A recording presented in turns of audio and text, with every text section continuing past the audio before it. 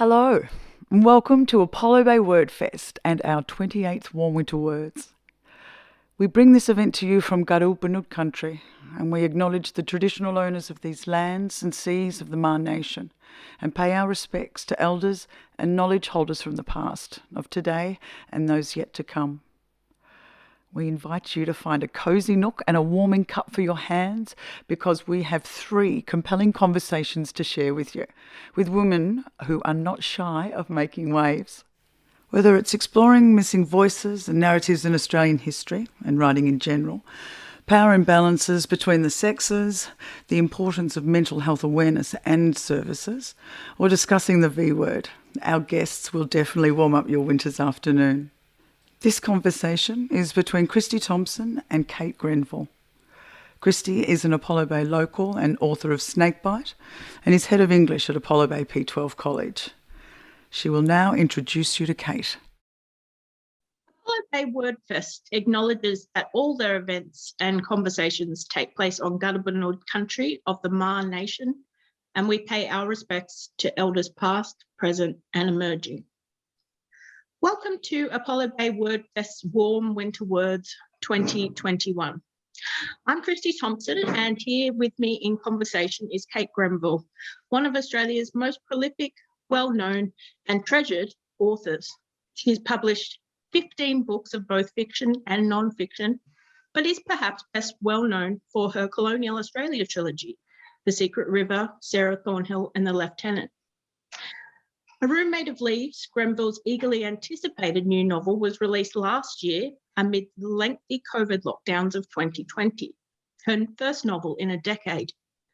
In A Roommate of Leaves, Grenville shares with her readers a juicy and scandalous version of Australian history that would have made our high school history classes so much more enthralling. Of course, many historians would be horrified to hear me say that, and Grenville's fiction should not be mistaken as striving for absolute historical accuracy. Indeed, questions of truth, trustworthiness and historical bias provide a thematic framework for A Roommate of Leaves, as Grenville teasingly warns her reader, do not believe too quickly. Thank you for being here, Kate.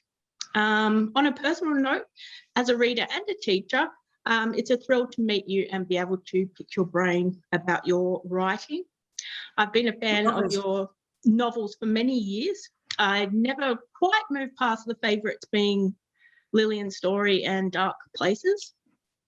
They just blew me away at an early age, but the colonial fictions were equally captivating. And A Roommate of Leaves did not disappoint either. I think I devoured it in about 2 sittings. And I know it has been a year since it was published, but congratulations on this novel. It feels like an achievement of a novel, and I just hope you're not tired of talking about it yet. Not at all, and thank you so much for having me as part of your festival. It's brilliant to be able to talk to somebody about it. After a year, I suppose I see it a little differently, and that's it never gets, a novel keeps shifting as the light around it keeps shifting. So it's lovely to be with you. Thanks. I'm also thinking that a lot of people in our audience would have read the novel by now. Sometimes when we see authors talk at literary festivals, we haven't actually had the opportunity yet to read the books that's just been published. But now, hopefully, what we're talking about will resonate. Yes, I guess some will have read it, some will not have read it. So hopefully, I'm sure our conversation will cover both, will be of interest to both. I'm hoping so. Well, I wanted to know why Elizabeth MacArthur, and what ignited your interest in her as an historical figure, and what was it about her that you felt would translate so well into fiction? Well, I didn't really ever think that she would translate very well. In fact, all the time I was writing it, I would say to people, oh, look, I'm not sure it's a book. It's about Elizabeth MacArthur. And I would expect this kind of glazed, look to come over their faces, because, as you so rightly say, history was not always the most thrilling subject at school. And those few people who'd heard of Elizabeth MacArthur, I usually had to say, she was married to John MacArthur, the sheep man, and then there would be a little tiny light bulb, you know, flickering off somewhere. You know, none of it was presented as the powerfully interesting story it in fact is. Australian history certainly in my school days, served very badly. We pretended that the only history that mattered was European.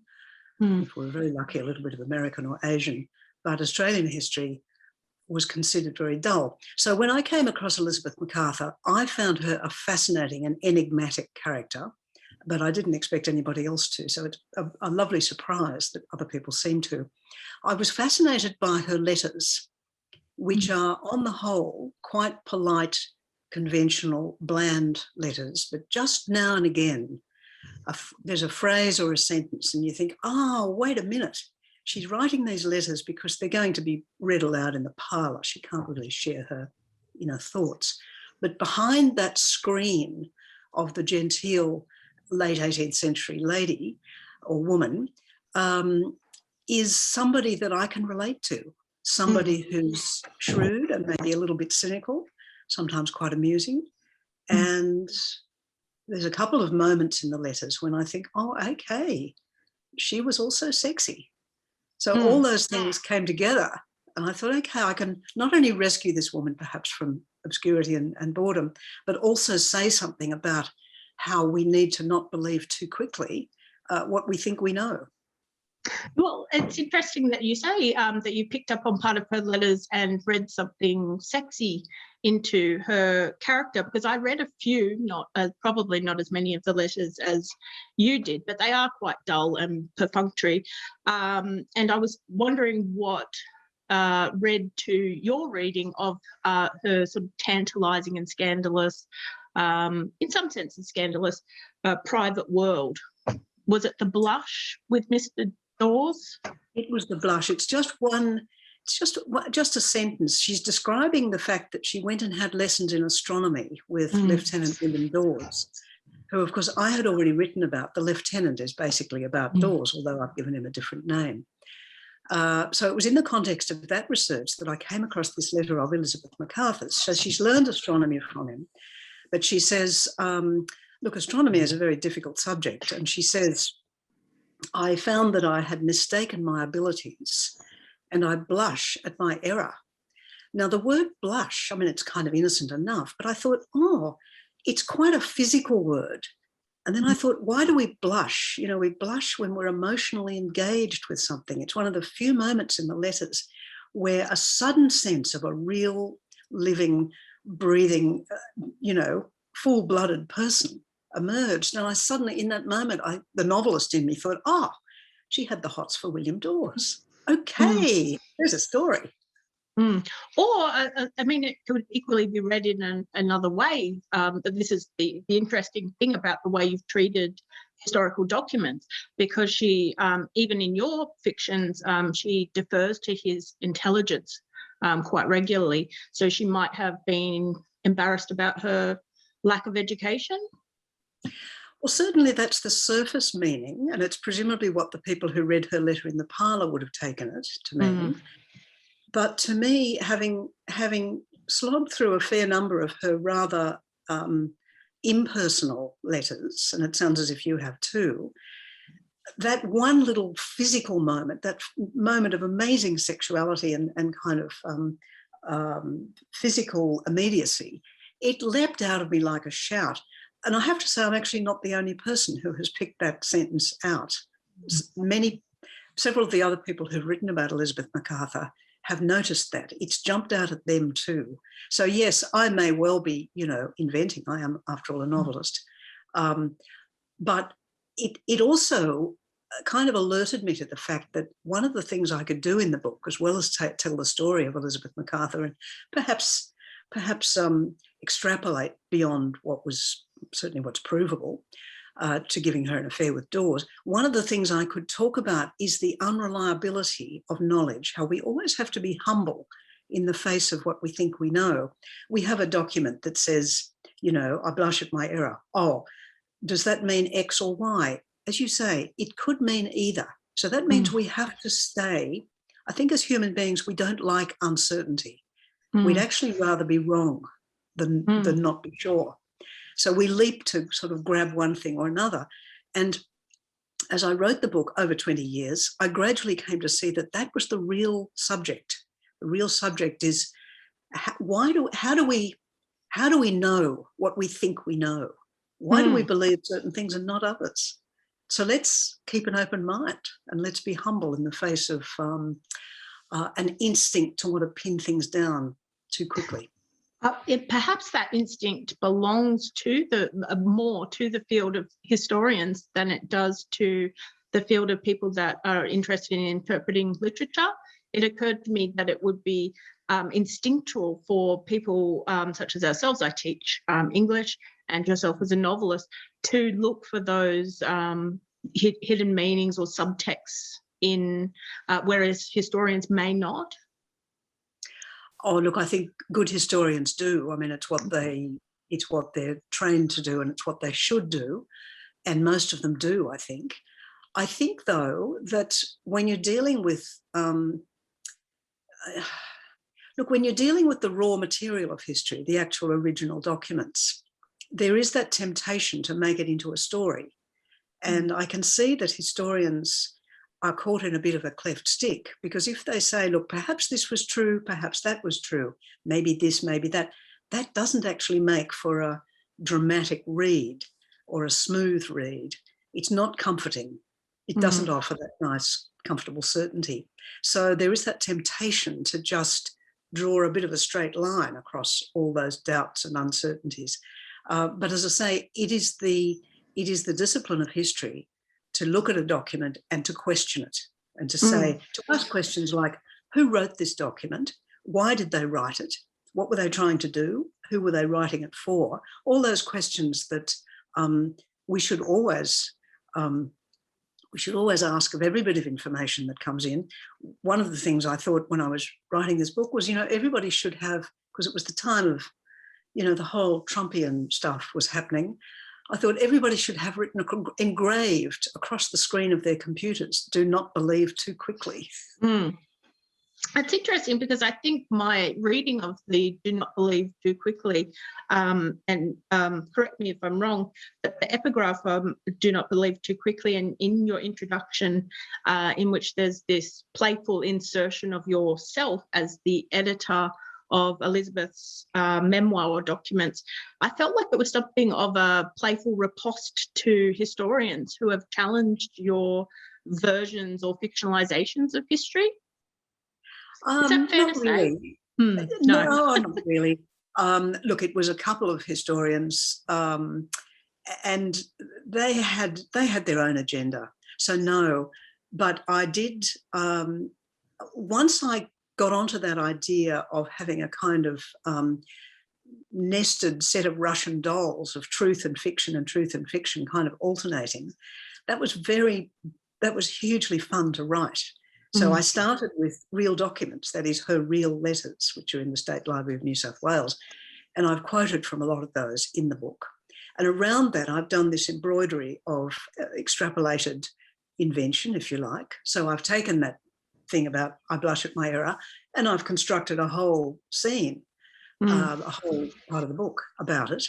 But then on the outside of that, I claim that the book is in fact Elizabeth MacArthur's actual memoirs, hidden in a roof space in an old house for 120 years, that have suddenly come into my hands. I mean, why they would come into my hands, I can't imagine, but that was the conceit. That this is the memoir, which in fact she never wrote, but if she had, it might have been like this.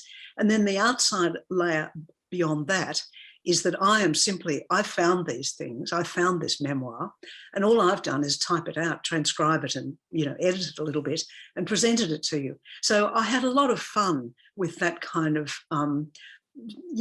self-referential kind of play acting, really. Okay, that's interesting. Just circling back to Elizabeth's character, you referenced Austen a few times in your introduction. I definitely got the sense of Austen novel courtship, particularly when her and John MacArthur were courting, those strolls, him helping her over the hedge and all those sorts of things. And there seems to be, in your fiction, a similar play on manners and appearances. So outwardly, Elizabeth's character adheres quite stringently to social norms and polite society.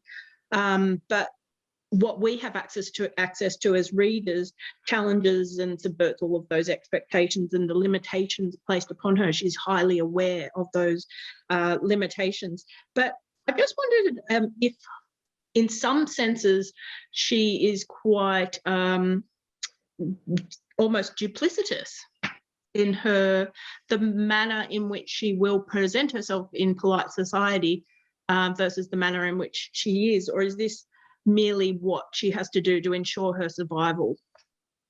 I think the latter, and I think Jane Austen was the same. It's not a coincidence, I think, that Jane Austen, before she died, wrote to her sister Cassandra and said, "For heaven's sake, burn all those letters." And unfortunately, Cassandra did. But what that reveals is that Jane Austen, in some of her letters, said stuff that she did not want, people to read, because it's very clear when you read Jane Austen that the whole book is a surface. It's an ironic surface of all the books. And behind that is a real woman whose life was kind of blighted by the fact that she was a woman at a time when it was a rotten bit of luck to be born a woman. And all those scenes of courtship are about women who had absolutely no choice. Their only career path was to find some guy who would, be able to support them. And if he was tolerable to live with as well, that was kind of a bonus. I mean, they had no choice. She's, as you would know as an English teacher, keenly aware of that. Her books are about economics and politics. They're not about love. The television shows have done her a terrible disservice. So I think in imagining that those 18th century women were well aware of the frustration and injustice of their lives, that's not a big leap. They were very well aware of that. We have this stereotype of them as being kind of compliant and polite and putting up with everything and being, all they're thinking about is their clothes and falling in love with the right man. But that is simply not, it doesn't stand up to scrutiny. It also doesn't stand up to common sense. I mean, they were people just like us. And if you and I were whipped back to the late 18th century, even if we had plenty of money, even if we were upper class women, we would have found lives of intolerable frustration and injustice just because we were born women. And like a lot of things in this novel, that hasn't changed that much. That fabulous series that Annabel Crabb is doing about women in politics. I mean, this is women my age and younger who walk into that same wall of sexism. I've absolutely, sorry, that was going to be my next question, that I had also made the leap, obviously, to think about the positions of women today, and it reminded me very heavily of the scrutiny placed upon women, particularly that hold power positions in today's society. And I think the recent sort of scandals in Australian politics and the outing of the behaviours of some of the male politicians in politics has been quite heavy on our minds. And I was wondering if you thought it was true that women still need to be modest in our successes or clandestine in our ascension to powerful positions. Well, we do, but there is we have a choice which is a kind of impossible choice. We can either do that and pay a very high price for it. We can pretend to be the compliant, soft, feminine person. We then pay a huge price for that in being overlooked and so on and so forth. If we make the other choice to be firm and assertive, we're called aggressive and all the rest of it. So that's always been the problem for women. We're faced with whichever choice we make, it's destructive of us and it's impoverishing to the whole culture because it means that we're not being part of it. We're not having our voice there. It is fabulous that all these things finally are shifting a little bit. But, you know, it's over 200 years since Jane Austen and Elizabeth MacArthur, who were, in fact, close contemporaries and from very similar backgrounds. 200 and something years it's taken to even get to this point, and clearly it's not over yet. You know, people talk about post-feminism. That may happen, but we're not there yet. Absolutely. I totally agree. I think that one of the major themes that emerges from Elizabeth's narrative is the deceptive nature of language, and the idea, as we were talking about before, that there doesn't really exist a universal truth when it comes to the perception of events. And I was just wondering what you were trying to illuminate perhaps within our contemporary world when you're writing about themes like these. Well, I mean, the obvious one is the way we're bombarded with misinformation for either political ends or commercial ends, you know, lying advertising, or simply the fact that people can do it. And I'm thinking of anonymous stuff online, you know.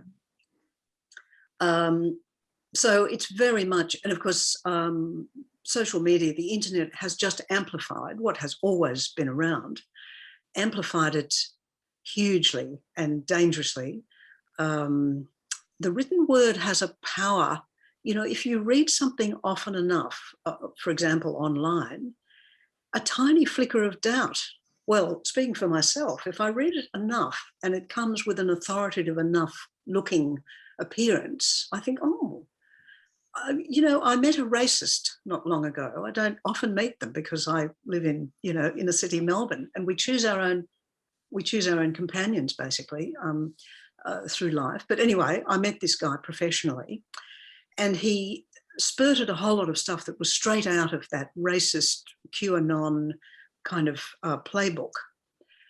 And I probably shouldn't say this, but I'm going to because it's the truth. Just for a moment, sitting there, it was just the two of us. There was nobody else kind of on my side. Just for an instant, he told me, for example, that Donald Trump, this wasn't racist, but this was misinformation. Donald Trump had done fabulous things. He had reopened 70,000 factories in Detroit. And wasn't that a wonderful thing?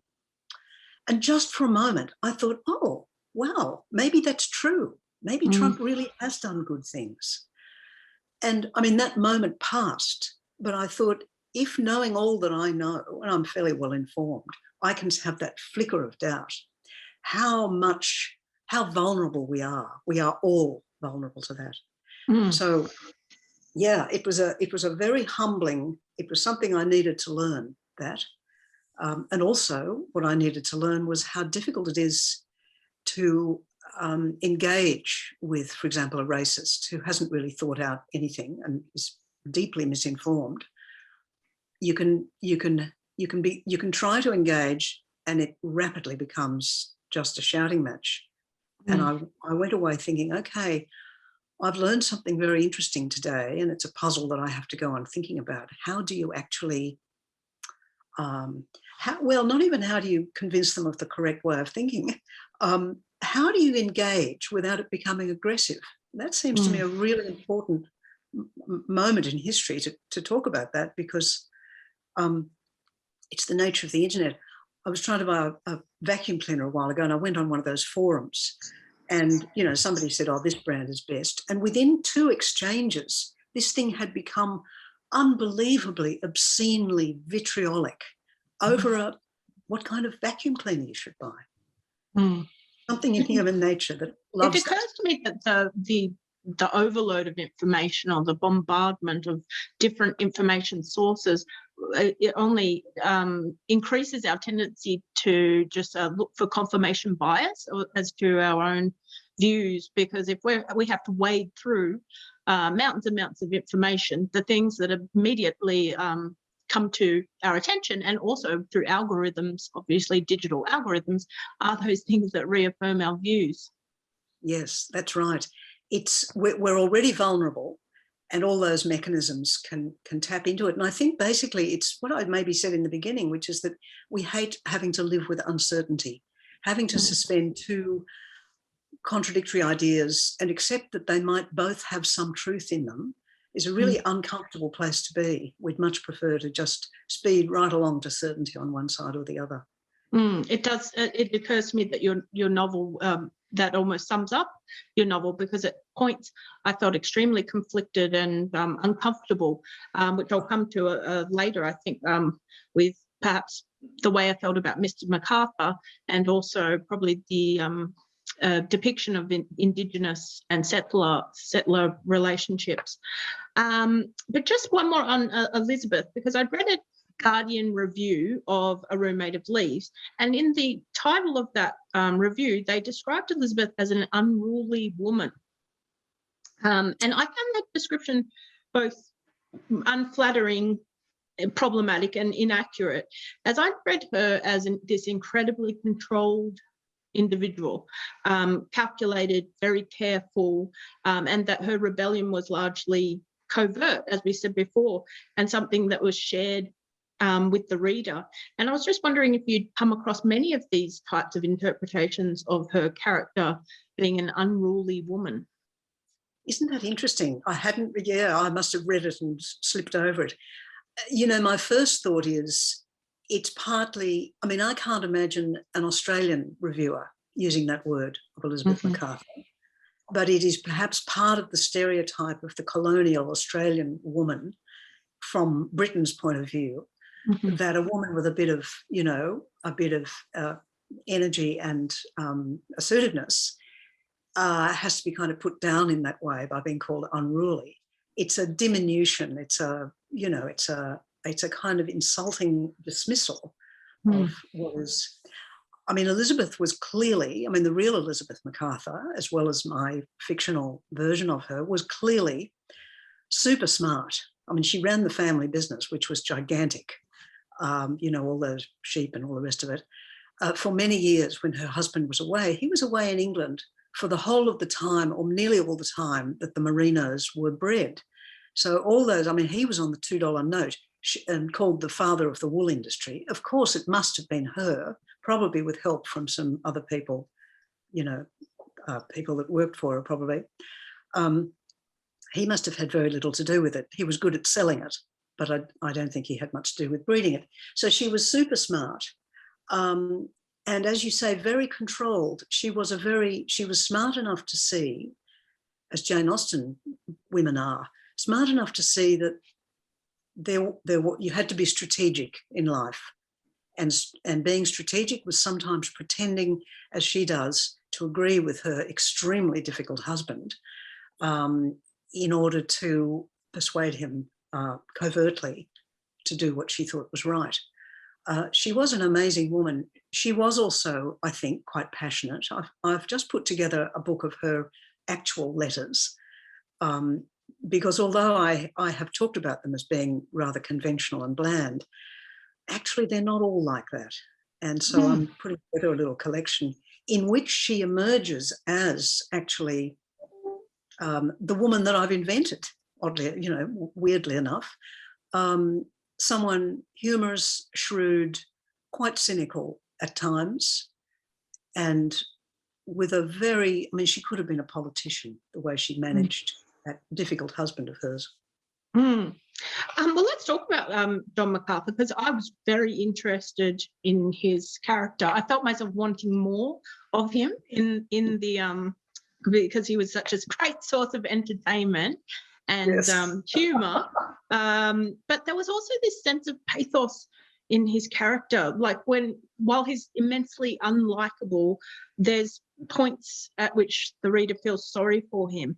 And both he and Elizabeth are outsiders to upper class society, but whereas Elizabeth has the social intelligence to interact and maintain outward appearances and maintain her face and make decisions that ensure her success, John MacArthur seems to lack any sort of manners that might see him succeed in polite society. And it's almost as though he only succeeds because of his partnership with Elizabeth, her, almost holding court at those salon afternoons with some of the higher ranking officers. Can you just talk a little, I guess, about how you imagined MacArthur and your intended effect on the reader? Yeah, look, John MacArthur, he deserves a novel. He's a positively Shakespearean character. I don't want to write about him, but somebody should, because he's full of exactly those kind of powerful contradictions that you mentioned. I think no one would disagree that he was a savagely difficult man. He ruined and basically destroyed every governor that he came in contact with. I mean, he was one by one, he attacked them because they stood in his way, basically. They wanted to control the place because they were, after all, the governor. And he had this incredible sense of wanting to control. Look, he was also, he was a bully. Reading his letters, of which there are hundreds, he was a bully, but a very clever man. And certainly he and Elizabeth made a fabulous team because he was prepared to be totally rude. I mean, he was constantly having duels with people, including his commanding officer. I mean, you don't do that. That's not smart. So Elizabeth would have been a perfect foil to him to steer him away from some of his worst excesses, I think. So they were a powerful team. But he was a very clever, very strategic man who knew when to charm and when to bully. And that's quite an art. But the other thing about John MacArthur, which again I think most people would not disagree with, is that the real John MacArthur was almost certainly, he had some kind of mental illness. We would perhaps now diagnose him as having bipolar disorder from an early age. And in fact, he died, actually in a straitjacket. He had to be restrained, having gone after his wife with a pistol and swords. So, he was a sad case because he was intensely ambitious. He was the son of a draper, which is, not high class. She was just the daughter of a small-scale farmer. So neither of them were aristocratic, as you said. He felt that very keenly. The word honour recurs in his letters over and over again. It's like because he'd come from low down and felt that he deserved to be higher up, it dominated his life. As you can tell, he is a very interesting character, and somebody will one day write. It's a classic, Shakespearean sense in the sense that the fatal flaw in his character. Very clever man, very perceptive, very strategic, and yet he kind of was self-destructive as well. Yes, I actually it called to my mind Richard III, but I'd heard some other people discuss with you, and they said Trump. That idea or connection hadn't occurred to me myself upon reading it. But how do you feel about that comparison? Look, Richard III is the one that sprang to my mind as I was reading it, which is why I keep thinking of him as Shakespearean, because exactly that. I mean, Shakespeare has it just right with Richard III. He was probably a monster, but he was also a human being with a heart, as John MacArthur obviously was. And that's why I went to great pains to not just present him as this kind of bullying monster, but a man with a good heart that had been kind of twisted by life and perhaps by a mental illness, so that his behaviour was shocking. But, he's still a human being. He loved his children. He may well have truly loved Elizabeth. He probably did. She was pretty lovable after all. So, Trump is a different kind of character. That kind of shallow narcissism that I think is the key to Trump's character is a lot less interesting, I think, than kind of thwartedness of John MacArthur or Richard III. Yeah, the part that really pulled on my heartstrings, I think, was when he was staring into Edward's cot, and or one of the children, I think it was Edward, and he wanted to be able to show some sort of tenderness, but as Elizabeth observed, he just didn't know how. Exactly. Yeah. that seemed to me, I don't know whether John MacArthur actually did that, but I think a lot of men, particularly, I mean, we know that women in the past have been constrained by gender stereotypes, but so were men. And until quite recently, you know, the idea of a man being tender, being vulnerable, particularly around children, was quite new. So that would have been a terrible grief, I think, for fathers who loved their children. So, you know, it kind of does go both ways. Well, besides forming a tender relationship with William Dawes, I wanted to talk about Elizabeth's relationship, and I think a changing relationship and a developing relationship that she has with the Australian landscape.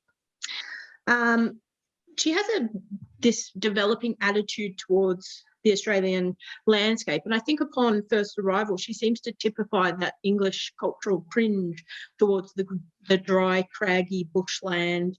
And she keeps recalling the green pastures of Devon. But yet she's quite quickly develops an intimacy with New South Wales, which she describes as a kingdom of leaves, rocks and wind. And she has an awe for the vastness of the land and a willingness to learn the land's botany, courtesy of her relationship with Mr. Dawes, and a want to find her place there. So I was just wondering about Elizabeth's regard for the Australian landscape and how that might actually echo our cultural character or our national character over several centuries of occupation.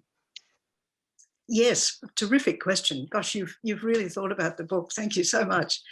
I think, I mean, it's obvious that immigrants would have particularly English immigrants. We've all known English people who come and they say, oh, the bush, it all looks the same. Well, it only does if you don't know how to look.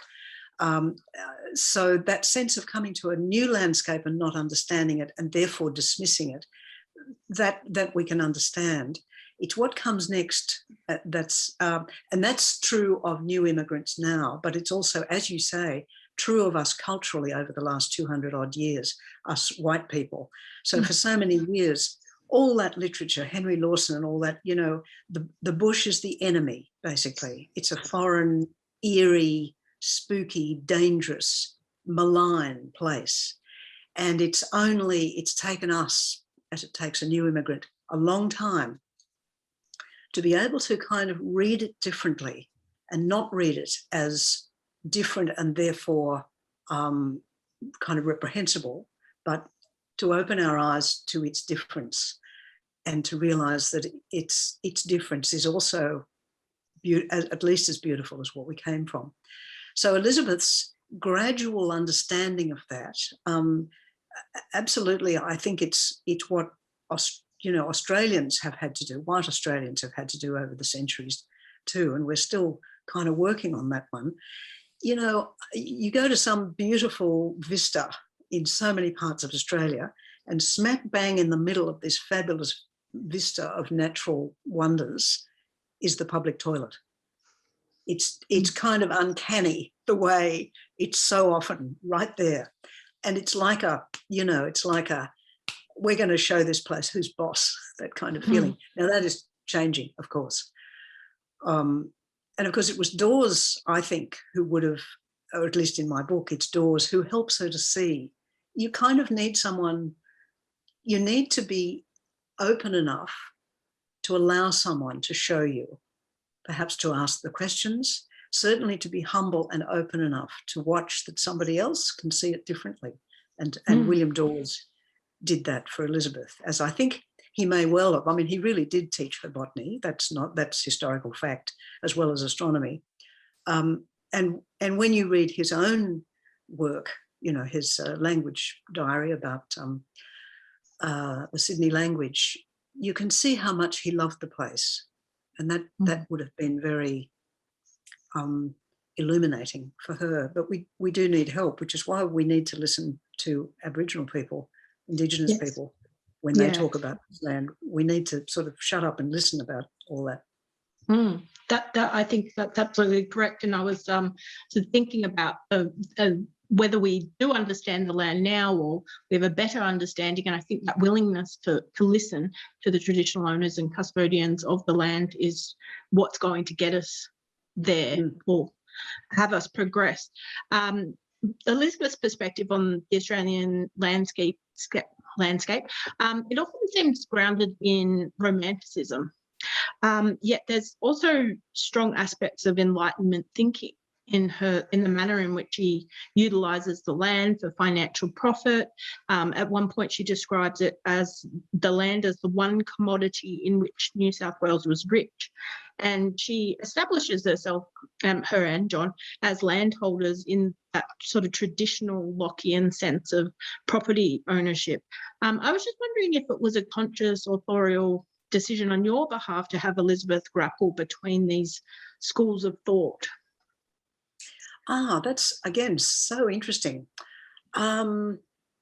Yes, because when she sees the cliffs of Dover from the boat in which she sails to England, she says, she uses those classically romantic words. I think she uses the word sublime and romantic with a CK on the end.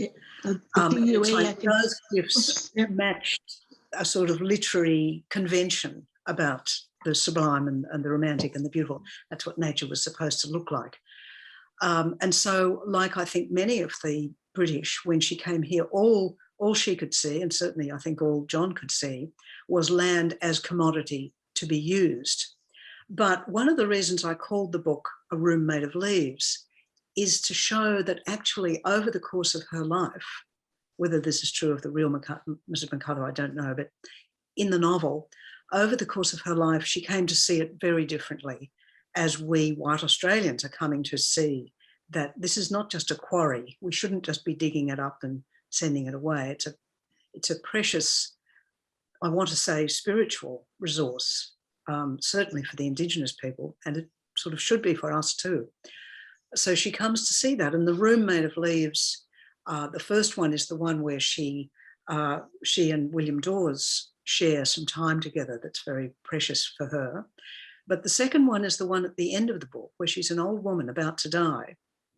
And she realises that she has come so far that this room, the second room made of leaves, which is, a little clearing beside the river, represents home in a way that England doesn't anymore.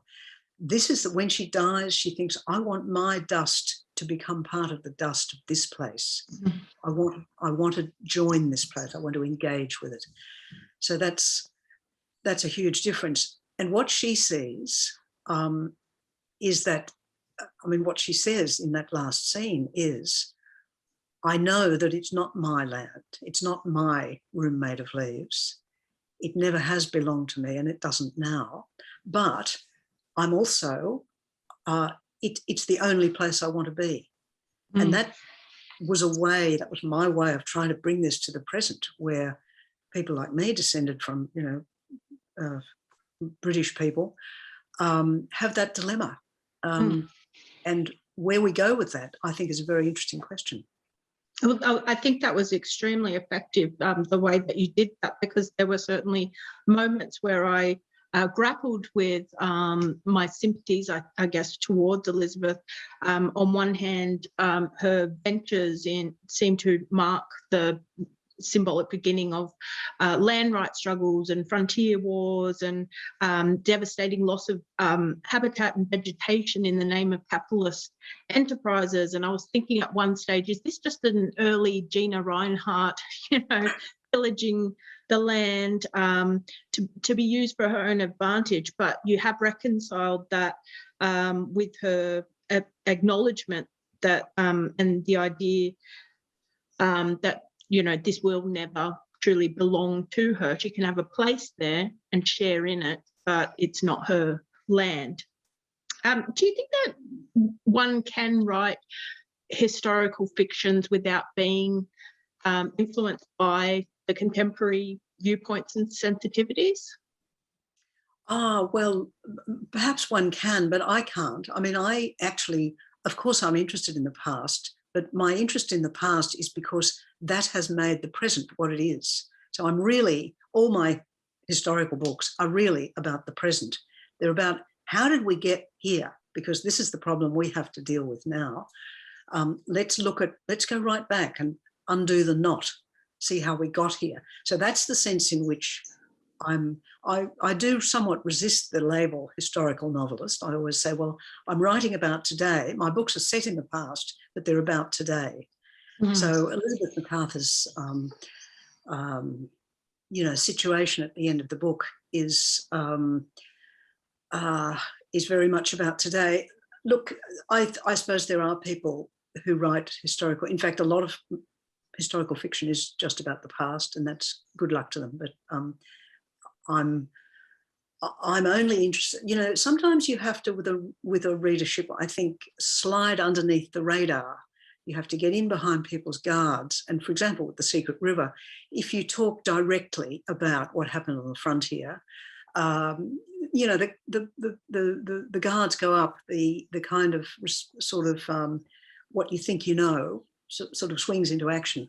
So one of the great things about writing fiction is that you can get in under the radar of people's preconceptions or prejudices. And one of the ways of doing that is writing about the past in a way that an astute reader will begin to understand that it's actually about today. Very true. And I think when Elizabeth makes realizations, it's the reader also sharing in those realizations and having to acknowledge and face the dilemma that still exists today in terms of land occupation and people's decision making over what happened with properties and just coming to William Dawes. Now he was, as you said, protagonist in The Lieutenant, and he re-emerges in your fiction, and he's a likable character. But having read The Lieutenant, I never would have imagined Daniel Rook, as a love interest. He just seemed so socially inept and content in being an outsider and being unsocial. He tried to, dodge any sorts of social engagements. And yet in A Room Made of Leaves, we see a totally different side of him. He's Elizabeth's patient astronomy teacher, humble. Well, he was humble before, gently witty, and incredibly tender in his wooing of Elizabeth. And I was just wondering, besides the blush that we've referenced in Elizabeth's letters, how did you make the leap from the Daniel Rook of The Lieutenant to the William Dawes? And is there a difference between these two representations, or are they, in your mind, the same character?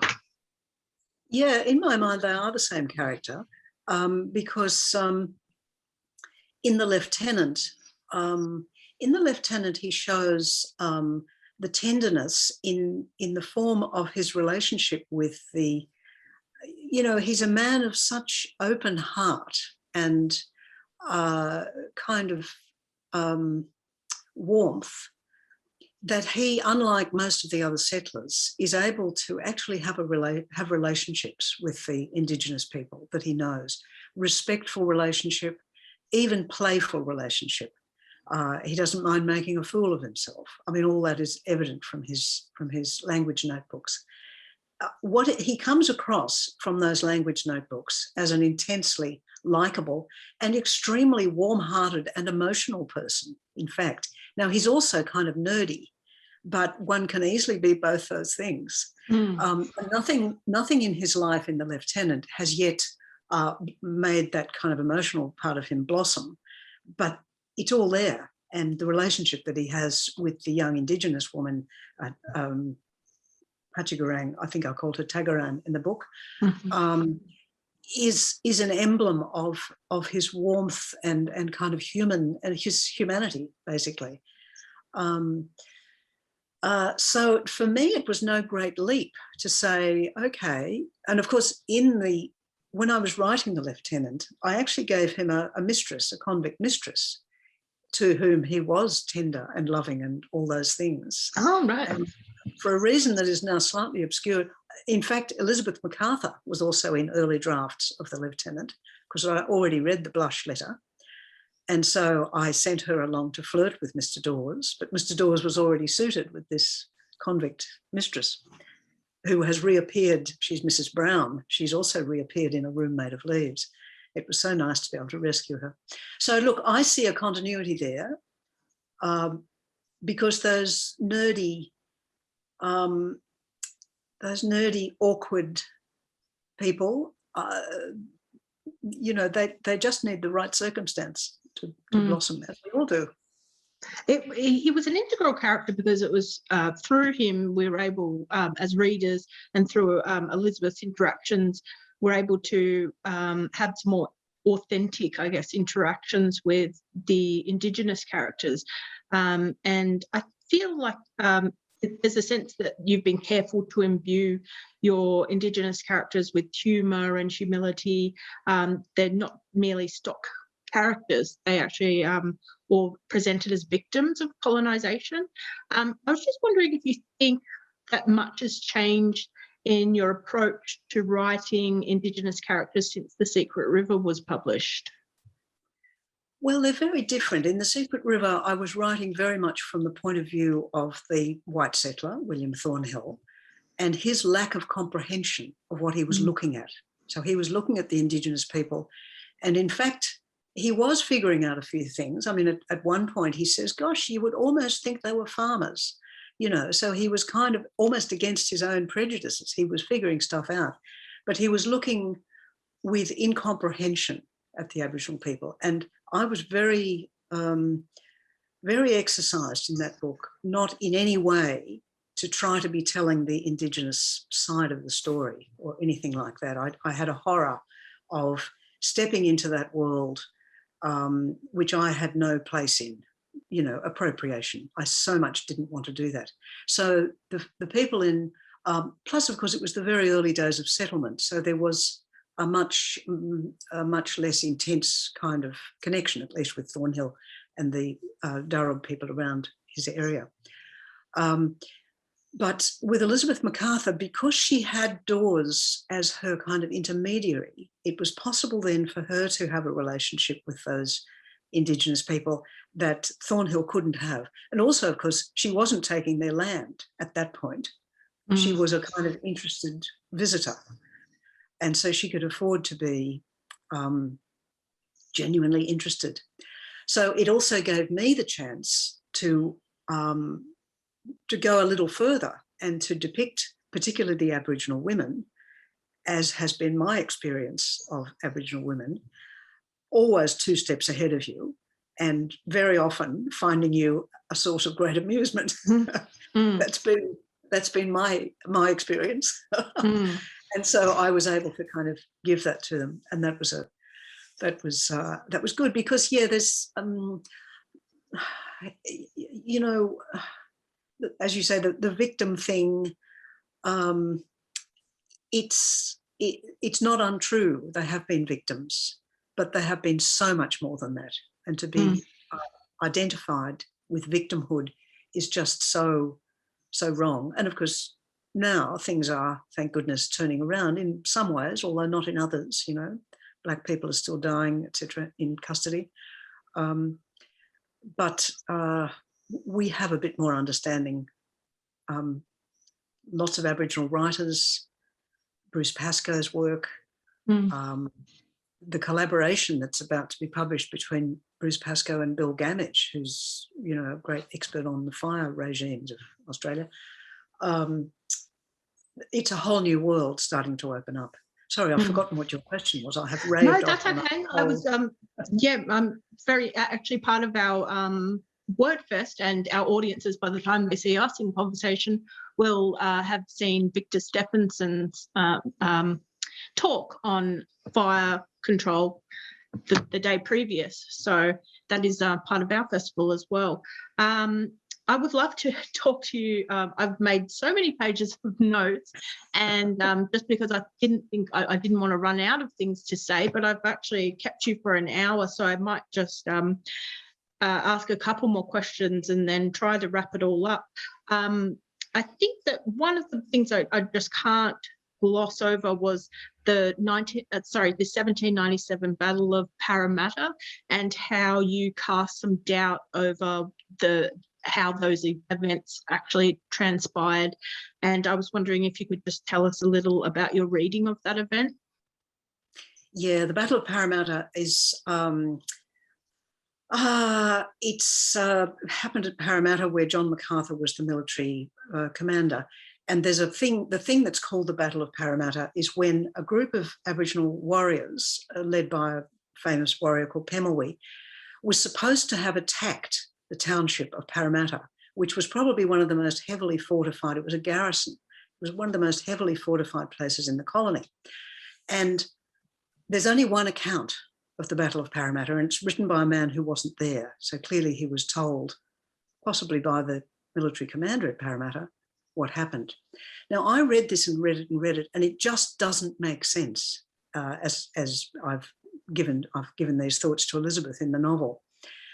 And it brought home to me the fact that, and the other thing about it is that if you take it at face value, you think, gee, they were pretty silly, weren't they? They only had a few spears and they were coming up and thinking they could actually take over the township of Parramatta.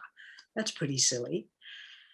Now, that's the tenor of a great number of settler accounts of interactions between Indigenous people and themselves. Because they're misunderstanding what is happening, and possibly because they're twisting what they see willfully, they're setting up a whole picture that makes it okay to have taken the place, basically.